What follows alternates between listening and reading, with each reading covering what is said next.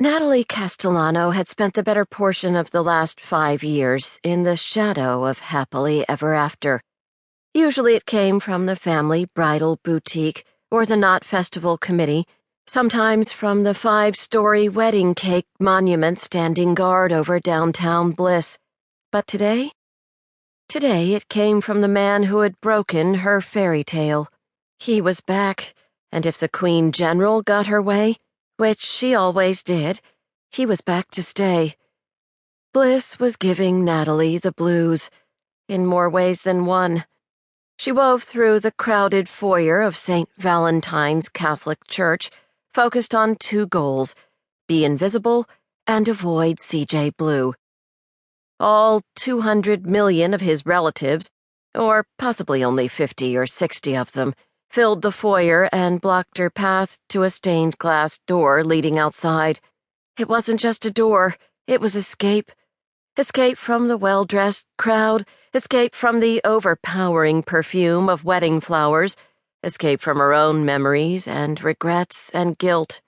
She clutched her sewing kit in her slick hand and stopped when yet another pastel-clad woman sporting a corsage stepped into her path. Natalie ducked her head and dodged right. "Excuse me," she murmured. The last few years she'd gotten good at being invisible at weddings. More like she'd gotten good at not making appearances at weddings at all. Were it not for today's high-profile guest list, both the bride and groom had spent the last several years touring with the bands of some mega country music stars. Natalie wouldn't have left the bridal boutique to do an emergency fix on a veil she hadn't sold. For C.J. Blue's sister. Nevertheless, Nat couldn't pass up the chance to represent Bliss Bridal among a crowd like this. The boutique couldn't buy this kind of publicity.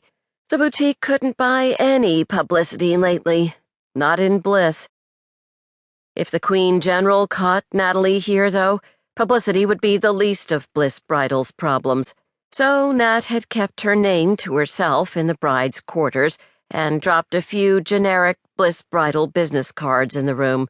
And now she was alternately keeping her head down and scanning the crowd while she zigzagged for the door. Dress, dress, dress, tuxedo, check the hair, no red, keep going. Dress, dress, dress, tuxedo.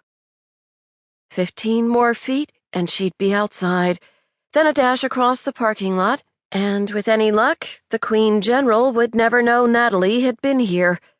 4 chattering women stepped into Nat's path. She dodged left and bumped into the chalky ivory wall.